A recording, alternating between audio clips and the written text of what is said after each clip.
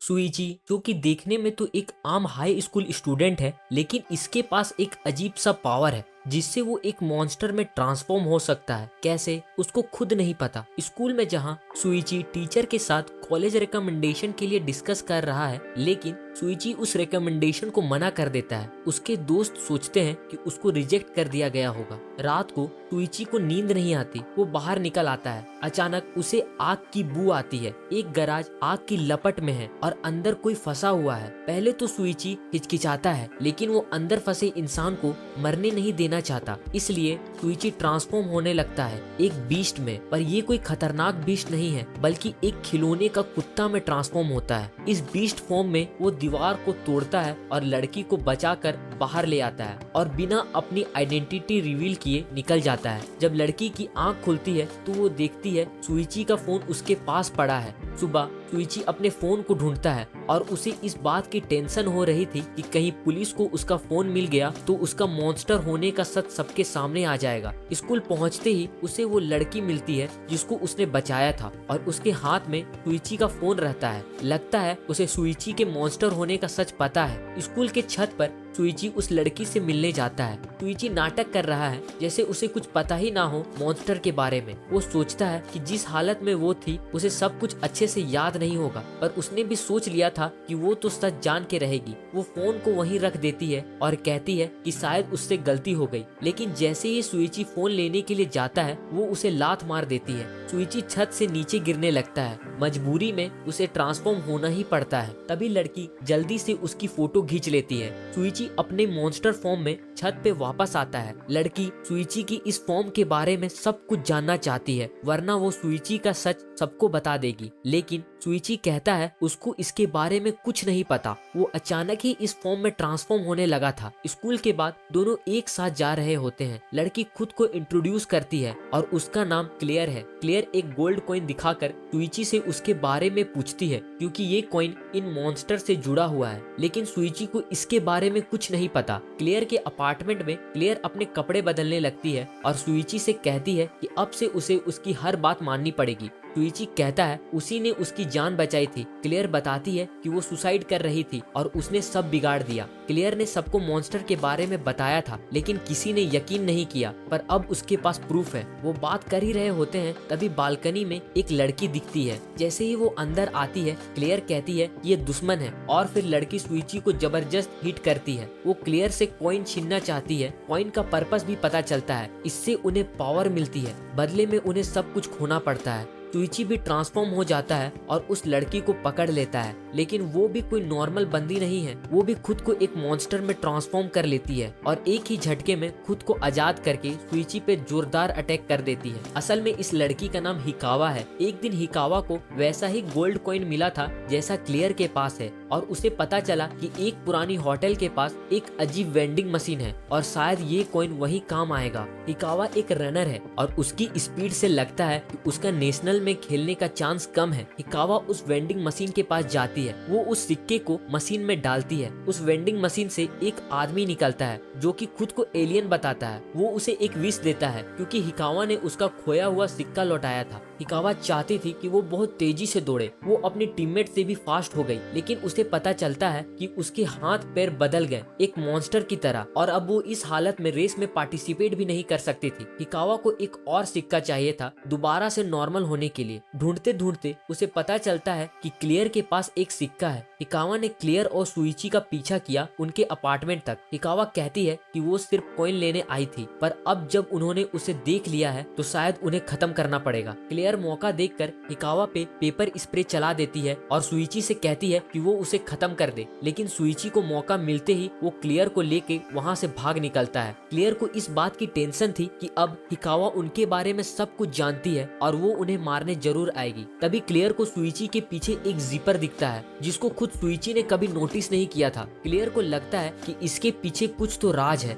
शायद सुइची की असली पावर अंदर छुपी है। लेकिन जब उसने जीपर खोला तो अंदर कुछ भी नहीं था। क्लियर हैरान हो जाती है। तब उसके दिमाग में एक आइडिया आता है, शायद सुइची एक कॉस्ट्यूम है। वो खुद सुइची के अंदर घुस के ट्राई करना चाहती है। उसने सुइची को मना लिया और अंदर घुस गई। अंदर जाते ही दोनों को एक दूसरे के सभी इमोशन फील होने लगे। हिकावा उन दोनों को ढूंढते हुए वहाँ पहुँच जाती है। वो देखती है कि सुइची तो है मगर क्लियर गायब है। वो उससे क्लियर के बारे में पूछती है और क्लियर, जो कि अब सुइची के अंदर है, वो उसे मिडिल फिंगर दिखाती है। हिकावा गुस्से में उन पे एक के बाद एक लातों की बारिश करने लगती है। सुइची भी फाइट करने की कोशिश करता है पर हिकावा उस पर भारी पड़ती है। अंदर ही अंदर क्लियर भी जोर लगाती है सुइची की बॉडी को कंट्रोल करने के लिए और फाइनली वो सफल हो जाती है। क्लियर सुइची की बॉडी में हिकावा से लड़ने लगती है और उस पे भारी पड़ने लगती है। सुइची ये सब नहीं करना चाहता, वो इसे रोकना चाहता है पर वो क्लियर को रोक नहीं सकता। हिकावा की हालत देखकर लग रहा था कि जैसे बिल्ली के हाथ में चूहा आ गया हो। क्लियर हिकावा का पैर पकड़कर धमकी देती है। वो उससे कॉइन के बारे में पूछती है वरना वो उसका पैर तोड़ देगी। हिकावा को समझ आ जाता है कि ये क्लियर की आवाज है, लेकिन वो उसे कुछ नहीं बताती है। क्लियर को गुस्सा आता है और वो हिकावा का पैर तोड़ देती है। क्लियर का खूनी रूप अभी बाकी था। वो हिकावा का सर उठाती है और सुइची की बंदूक उसके पीठ पे लगा देती है। एक गोली और हिकावा की कहानी खत्म। ये सब से सुइची बहुत डर जाता है। एक हफ्ता गुजर जाता है। सुइची नॉर्मल जिंदगी जी रहा होता है जैसे कुछ हुआ ही ना हो। लेकिन तभी क्लियर का फोन आता है। वो उसे अपने साथ ले चलती है। वो खुशी से कहती है कि उनकी असलियत के बारे में किसी को कुछ पता नहीं चला। सुइची उससे गुस्से में कहता है, क्या तुम्हें कुछ फर्क नहीं पड़ता? उसने एक इंसान की जान ली है। क्लियर जानती है कि सुइची अब उससे कोई लेना देना नहीं चाहता, लेकिन वो उसे अकेले लड़ने के लिए छोड़कर नहीं रह सकती। उसे पता है कि और भी मॉन्स्टर है दुनिया में और सुइची बहुत सीधा है। क्लियर को यकीन है कि अगर वो साथ रहेंगे तो किसी को भी हरा सकते हैं। वो सुइची से वादा करती है कि अगर उसे कुछ हुआ तो वो भी साथ में मरेगी।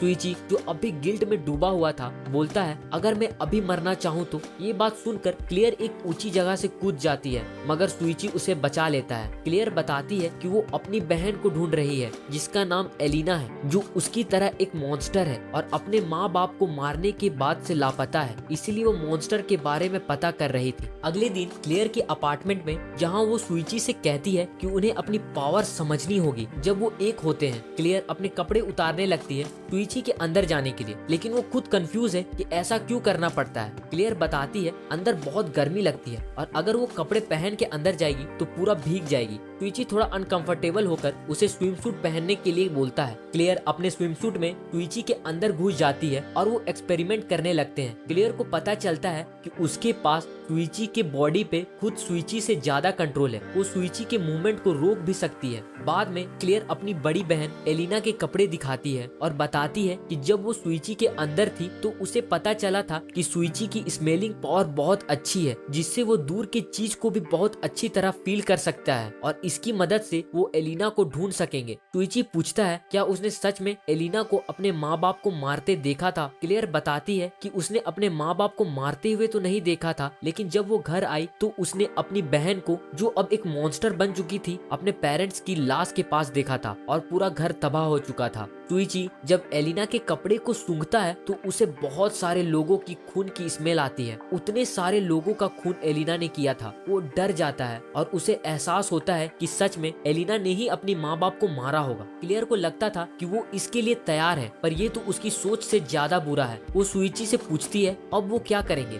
सुइची बोलता है कि वो एलिना को साथ में ढूंढेंगे। फूड सप्लाई पैक करने के बाद सुइची पूछता है अगर हम एलिना को ढूंढ ले तो उसके बाद वो क्या करेगी। क्लियर कहती है कि वो अपनी बहन से पूछेगी कि आखिर वो मॉन्स्टर क्यों बनी और उसने अपने माँ बाप को ही क्यों मारा। सुइची और क्लियर एलिना को ढूंढने के लिए उसके स्कूल के पास वाले स्टेशन के पास आते हैं। क्लियर को लगता है कि एलिना अभी भी इस टाउन में है और कोई ना कोई तो एलिना की हेल्प कर रहा होगा। काफी देर वेट करने पर भी एलिना नहीं मिलती है। जब वो हार कर घर लौटने ही वाले थे तभी एक लड़की ट्रेन से उतरती है और सुइची को तुरंत एलिना की स्मेल आती है। वो अचानक से ट्रांसफॉर्म हो जाता है। क्लियर कंफर्म करती है कि ये सच में उसकी बहन एलिना ही है। क्लियर बिना देरी किए सुइची के अंदर घुस जाती है। उसका प्लान है कि पहले एलिना के पैर पे गोली मारेगी ताकि वो भाग ना सके और फिर उसे पकड़ लेगी। वो सुइची को बोलती है कि पैरों पे एम करो और वो ट्रिगर खुद दबाएगी। लेकिन जैसे ही एलिना नजदीक आती है, सुइची को समझ आ जाता है कि क्लेयर तो सच में उसे मारना चाहती है। वो बीच में आ जाता है और क्लेयर का निशाना चुक जाता है। एलिना एक झटके में अपना मॉन्स्टर रूप ले लेती है और सुइची के पीछे आ जाती है। सुइची को एहसास होता है कि वो तो एलिना के सामने कुछ भी नहीं है, लेकिन अगले ही पल एलिना वापस इंसान फॉर्म में आ जाती है और माफी मांगने लगती है। उसे समझ नहीं आ रहा होता कि क्या बोले। तभी वो कहती है उसे पता है कि वो उसे मारने आया है। वो सुइची को अपने साथ किसी ऐसी जगह चलने को बोलती है जहाँ किसी को दिक्कत ना हो। क्लियर भी ये सब देखकर पूरा कंफ्यूज हो जाती है। एलिना कहती है कि उसे पता है कि वो कौन है और उसे क्यों मारना चाहता है और ये सब उसी की गलती है। क्लियर को लगता है कि एलिना को पता चल गया है कि वो सुइची के अंदर है, लेकिन जब एलिना सुइची का नाम लेकर उससे बात करती है तो वो समझ जाती है कि एलिना तो उसे नहीं बोल रही। तभी एलिना बोलती है कि उसी ने सुइची को मॉन्स्टर बनाया था क्योंकि वो उसके साथ रहना चाहती थी। क्लियर हैरान हो जाती है और अचानक कहती है ये तुम क्या बोल रही हो। उसकी आवाज सुनकर एलिना को पता चल जाता है कि सुइची के अंदर एक लड़की है। एलिना गुस्से में आग बबूला हो जाती है और सुइची का सर उखाड़ देती है। वो लड़की को बाहर आने को बोलती है क्योंकि ये जगह उसकी है, लेकिन फिर उसे एहसास हुआ कि उसने ये क्या कर दिया। वो माफी मांगने लगी और सुइची को चेक करने लगी कि वो जिंदा है या नहीं। क्लियर जो अब भी सदमे में थी,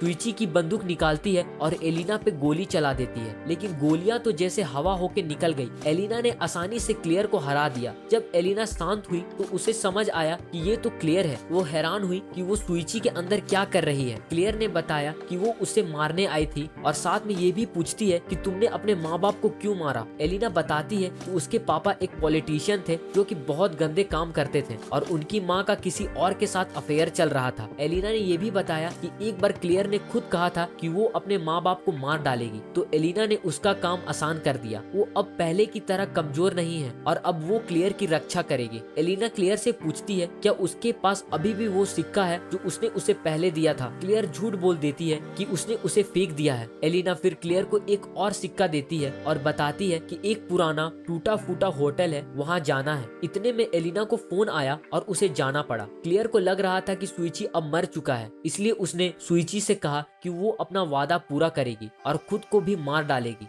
जैसे ही वो बंदूक अपने सर पर लगाती है तभी सुइची उसे धीरे से रुकने को कहता है। क्लियर खुश हो जाती है कि सुइची अब भी जिंदा है। क्लियर सुइची के साथ उस पुराने होटल में पहुंचती है और वहाँ एलियन से मिलती है। क्लियर चाहती है कि वो सुइची को ठीक कर दे। एलियन सुइची को देखकर बोलता है कि वो उसे ठीक कर सकता है, लेकिन उसे एक सिक्का चाहिए। वो वेंडिंग मशीन में सिक्का डालता है और सुइची को एक ड्रिंक देता है। जब तक सुइची ठीक हो रहा था, क्लियर बाहर आती है ये प्रूफ करने के लिए कि वो एक एलियन है। एलियन क्लियर का एक बाल मांगता है। क्लियर मना कर देती है, पर वो चुपके से पहले ही उसके सर से एक बाल निकाल चुका था और वो उसे खा जाता है और फिर वो क्लियर का पूरा कॉपी बन जाता है। एलियन बताता है कि उसने सुइची को भी उसी ड्रिंक से ट्रांसफॉर्म किया है जिससे उसने कुछ देर पहले उसे ठीक किया था और वो कोई मॉन्स्टर नहीं है, बल्कि वो अपने उस फॉर्म में है जो उसने मुझसे मांगा था। सुइची को कुछ याद नहीं आता और वो बोलता है कि उसे ये फॉर्म कभी नहीं चाहिए था और आज से पहले उसने वो ड्रिंक कभी नहीं पिया था। क्लियर मान जाती है कि ये एलियन है और उसे अपना रूप बदलने को बोलती है। जब सुइची बिल्कुल ठीक हो जाता है और वापस इंसान में ट्रांसफॉर्म होता है तो क्लियर उसे खुशी से गले लगा लेती है। एलियन फिर अपनी कहानी सुनाता है। उसकी प्रजाति अपने माइंड और नॉलेज को डाटा में बदलकर खुद को सिक्के में बदल दिया था, क्योंकि स्पेस में लंबा सफर करने के लिए फिजिकल बॉडी मेंटेन करना मुश्किल होता है। लेकिन उनका स्पेसशिप खराब होकर अर्थ में क्रैश कर गया और सारा सिक्का बिखर गया। एलियन के पास ना तो स्पेसशिप बनाने का नॉलेज है और ना ही वो अपने दोस्तों को ढूंढ सकता है, इसलिए वो चाहता है कि अर्थ के लोग उस सिक्के को कलेक्ट करने में उसकी मदद करें और इसके बदले में हर सिक्के के साथ वो एक स्पेशल ड्रिंक यूज कर सकते हैं जो उन्हें ट्रांसफॉर्म कर सकती है। और अगर कोई 100 सिक्का कलेक्ट कर लेता है तो वो कुछ भी कर सकता है। उसे किसी भी तरह की पावर मिल सकती है जिससे वो पूरी दुनिया भी तबाह कर सकता है। क्लियर को लगता है अगर सुइची कभी वो सिक्का नहीं लिया है तो जरूर एलिना ने ही उसे इस फॉर्म में ट्रांसफॉर्म किया होगा। क्लियर अपनी बहन एलिना के बारे में जानना चाहती है, लेकिन एलियन नाटक करने लगता है जैसे उसे कुछ पता ही नहीं।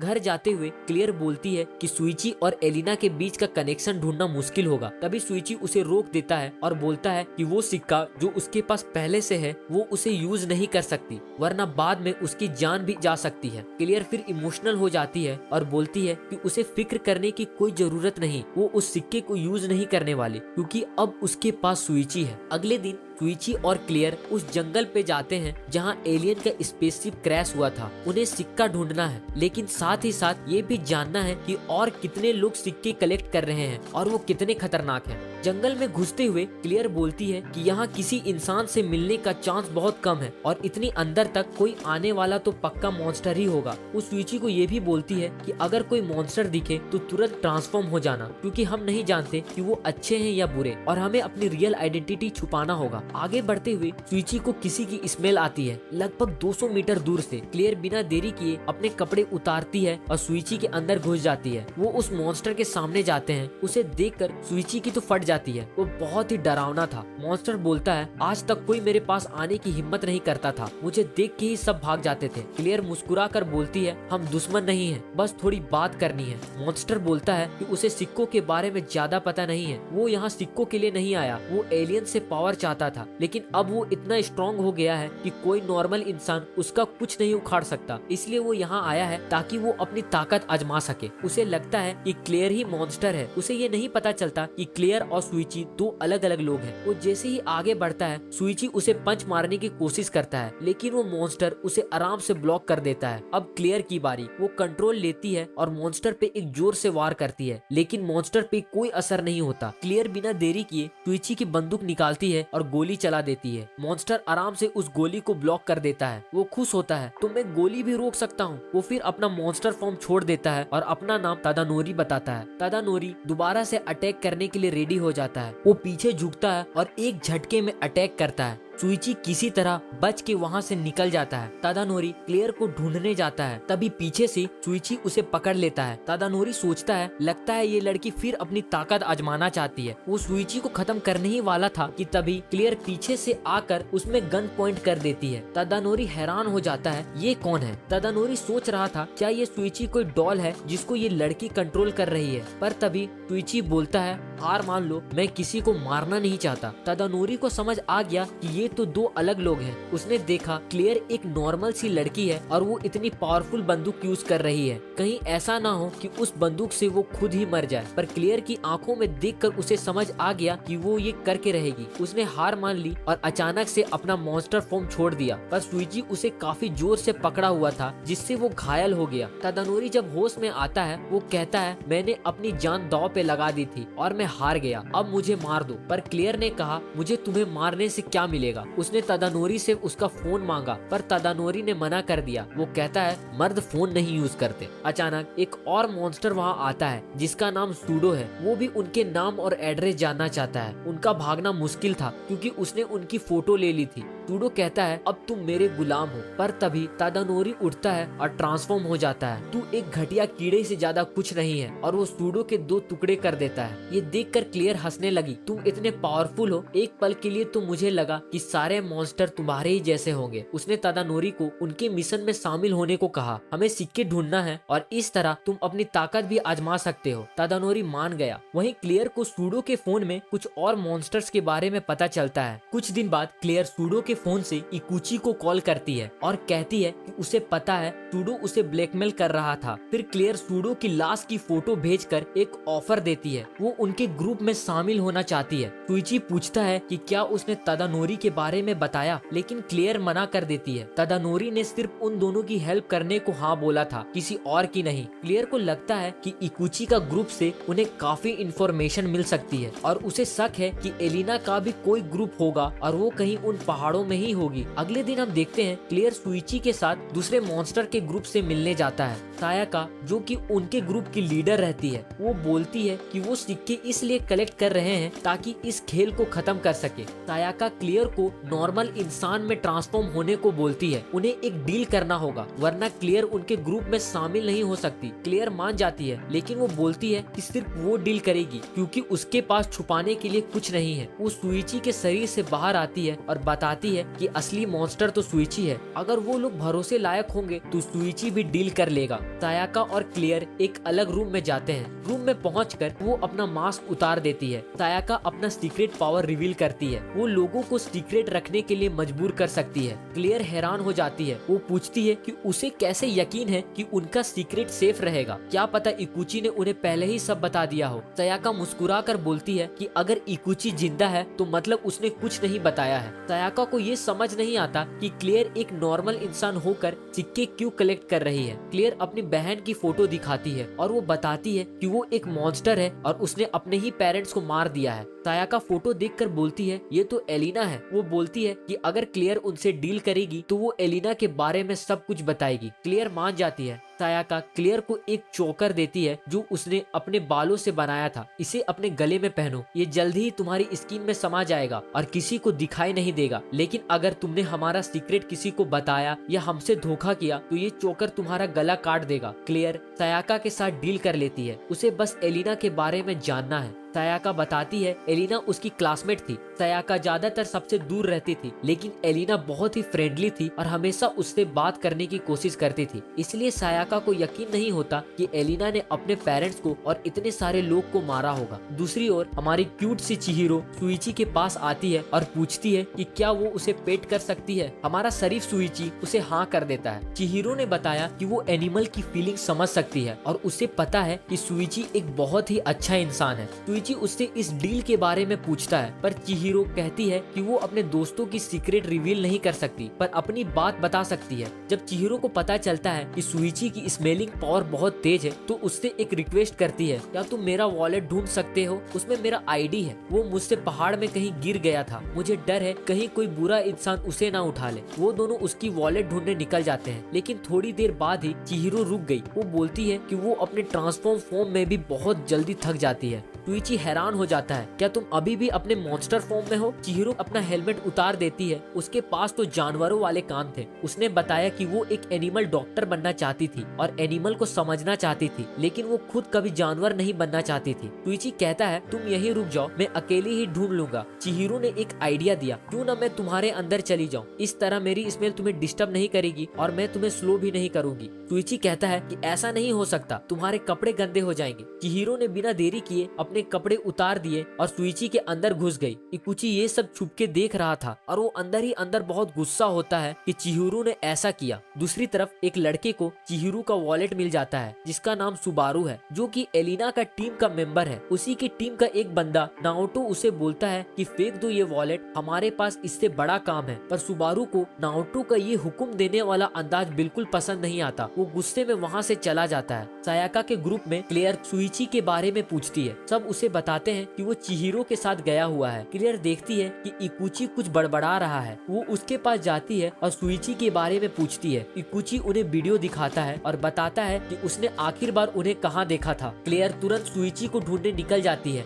सायाका बोलती है उन्हें गए काफी टाइम हो गया है, कुछ हो ना गया हो। वो योटा को उसके साथ भेजती है क्योंकि वो उनमें से एक स्ट्रॉन्ग फाइटर है। इसी बीच सुइची और चिहिरो उसकी वॉलेट ढूंढने में लगे हुए हैं। अचानक सुइची को एलिना और उसके ग्रुप की स्मेल आती है और उसे पता चलता है कि चिहिरो की वॉलेट उन्हीं के पास है। सुइची घबराते हुए कहता है वो हमसे काफी स्ट्रॉन्ग है। चिहिरो भी घबरा जाती है, लेकिन सुइची फैसला करता है मुझे उनसे लड़ना होगा। सुइची अपनी तेज स्मेल के साथ एलिना को ढूंढने निकलता है। वो उस जगह पहुंचता है जहां स्मेल दो हिस्सों में बट जाती है और एक स्मेल अकेले आगे बढ़ती है। सुइची को लगता है कि ये काम कर सकता है, लेकिन तभी पीछे से सुबारू आ जाता है। वो समझ गया था कि सुइची उसे बच्चा समझ रहा है। सुबारू गुस्से में अपना पावर यूज करता है। वो फिर सुइची और अंदर छुपी चिहिरो को पकड़कर मार देता है। सुबारू वहाँ से जाने लगता है, लेकिन तभी सुइची उठ खड़ा होता है और फिर चिहारू और सुइची एक दूसरे में मिलने लगते हैं। वो ट्रांसफॉर्म हो जाते हैं और जोर से चीखते हैं। उनकी चीख सुनकर एलिना भी उसकी तरफ आती है। वो देखना चाहती है कि सुबारू के साथ क्या हो रहा है।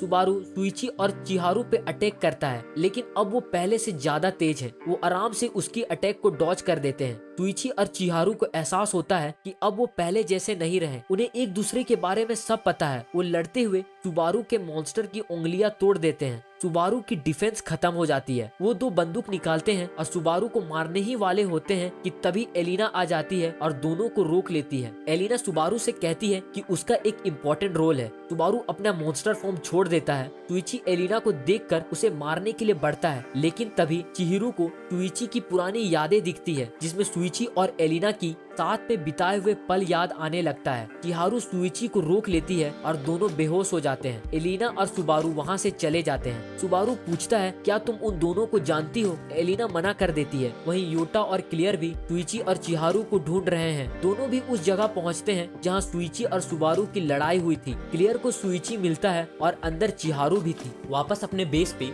शुइची सायाका के साथ भी डील कर लेता है, लेकिन शुइची और चिहिरो दोनों को याद नहीं आता कि क्या हुआ था। शुइची कहता है, मुझे तो बस इतना याद है कि एक लड़के ने हमें पकड़ लिया था। सायाका को लगता है कि वो लड़का शुइची और चिहारो को पकड़ के ले गया होगा, लेकिन कोई और आ गया होगा उससे लड़ने और तभी वो दोनों बच गए होंगे। इसाओ अपना मॉन्स्टर फॉर्म छोड़कर सबसे मिलता है। योटा बताता है इसाओ के पास एक कूल एबिलिटी है, वो प्लांट्स को कंट्रोल कर सकता है। इसाओ कहता है कि उसने शुइची को पहले भी देखा है उसके दोस्तों के साथ जब वो बचपन में स्कूल जाता था। शुइची कहता है, पर मैं तो अकेले ही जाता था, मेरा कोई दोस्त नहीं था, शायद तुम किसी और को याद कर रहे हो। योटा फिर मीकू को इंट्रोड्यूस करता है, वो इनविजिबल हो सकती है। बाद में चिहिरो एलिना को फोन करती है और बताती है कि वो शुइची की दोस्त है। एलिना पूछती है, क्या तुम वही थी जो शुइची के साथ एक हुई थी? एलिना हैरान है कि चिहिरो के पास उसका नंबर कैसे आया। चिहिरो बताती है, मुझे शुइची ने दिया। ये सुनकर एलिना गुस्सा हो जाती है, ये कैसे हो सकता है, शुइची को तो कुछ याद नहीं। चिहिरो फिर बताती है कि जब वो दोनों एक हुए थे तो उसने एलिना का नंबर देखा था और एक शैडो भी देखा था जिसको शुइची की मेमोरी से इरेज कर दिया गया था।